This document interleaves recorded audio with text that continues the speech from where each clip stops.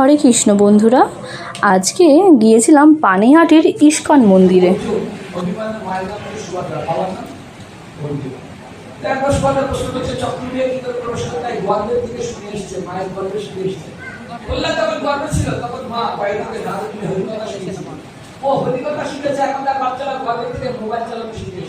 কি খাচ্ছে কি আছে না বাবা মুন্ডাকে না মা মুন্ডাকে রাস্তায় দেখে তো রাস্তা দেখে